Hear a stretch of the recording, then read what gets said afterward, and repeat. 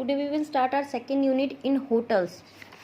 देखिए यार, first topic is introduction में हम हॉस्पिटैलिटी देखेंगे. हॉस्पिटैलिटी में ट्रीट किया जाता है पीपल्स को लाइक कि वो गेस्ट नहीं है, वो उनकी फैमिली का एक फैमिली के मेंबर्स हैं. तो इट मीन्स हॉस्पिटैलिटी का मतलब क्या है कि टूरिस्ट फील करें टोटली जब उनका वेलकम किया जा रहा है कि वो गेस्ट नहीं है, वो कम्प्लीटली फैमिली हैं होटल की. Then according to Oxford Dictionary hospitality को डिफाइन किया गया है कि यहाँ पे reception, entertainment of guest, visitors, strangers and liberty and goodwill का पूरा प्रॉपर ध्यान रखा जाएगा. द वर्ड्स हॉस्पिटैलिटी डिराइव्ड हुआ है लैटिन वर्ड से जिसका मतलब है हॉस्पिटैलिटियन. देन नेचर क्या है, देखिए हॉस्पिटैलिटी इंडस्ट्री में सारी चीज़ें इंक्लूड होती हैं. Which type of services like transportation, accommodation, food and beverages. तो ये सारी फैसिलिटीज़ गेस्ट को प्रोवाइड की जाती हैं. अब हॉस्पिटैलिटी के अंदर दो चीज़ें हैं, प्रॉफिट एंड नॉन प्रॉफिट. दो टाइप्स के बिजनेस इसके अंदर इंक्लूड है. प्रॉफिट ओरिएंटेड बिजनेस वो होता है जिसमें हमें अर्निंग करनी है, जिसमें हमें अगर बिजनेस इंक्लूड हमने बिजनेस सेटअप किया है तो वो सिर्फ अपने प्रॉफिट के लिए किया है. लेकिन जो नॉन प्रॉफिट ओरिएंटेड बिजनेस होते हैं, यहाँ पर हमने प्रॉफिट नहीं देखा कि हमें प्रॉफिट होना है या नहीं, हमारी अर्निंग होनी है या नहीं, इस तरीके का हम कुछ अपना माइंडसेट करके नहीं रखते. तो प्रॉफिट ओरिएंटेड बिजनेस वो बिजनेस होते हैं, उन्हें सेटअप किया जाता है जहाँ पे इंटेंशन होती है अर्न करने की, प्रॉफिट को अर्न करने की, जैसे कि hotel and commercial restaurants.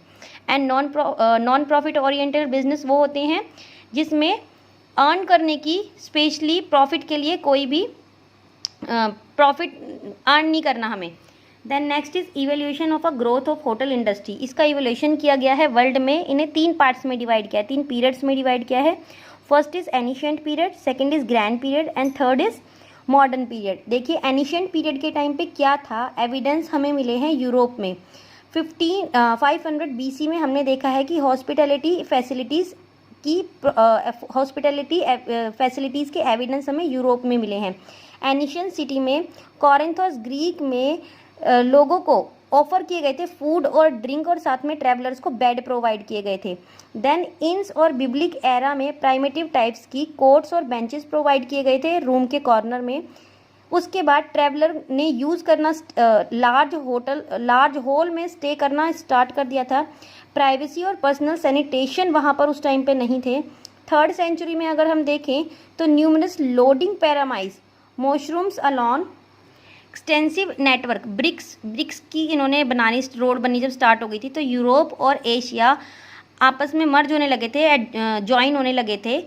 Then इनकी जो कंडीशन थी वो इम्प्रूव होने लगी, हंड्रेड्स ऑफ ईयर से इम्प्रूव होने में लगे. जब इंडस्ट्रियल रेवोल्यूशन था तो इंग्लैंड में डेवलपमेंट हुई रेलवे और स्टीमशिप को लेके, तो ट्रैवलिंग बहुत ज़्यादा इफेक्टिव हो गई, तो लोग कंफर्टेबल भी हो गई और फास्टर्स भी हो गई. तो इंडस्ट्रियल रेवोल्यूशन के टाइम पे एक बजट बनाया गया जिसमें फोकस किया गया ट्रैवल्स के ऊपर, और इसे एक बिजनेस ओरिएंटेड और उसके बाद एजुकेशनल और सोशल पर फोकस किया गया.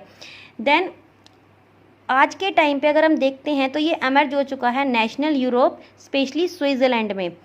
देन स्मॉल कॉटेज बनने स्टार्ट हो गए थे, लाइक स्मॉल होटल्स बनने स्टार्ट हो गए थे, प्रोवाइड करने लगी थी सर्विसेज की वैरायटीज़ बिटवीन दी 1750 से लेके 1825 तक. और कहाँ पे, इंस में. देन ब्रिटेन ने गेन कर ली थी बहुत अच्छी रेपुटेशन फाइनेस्ट हॉस्पिटैलिटी स्टैब्लिशमेंट में. Thank you.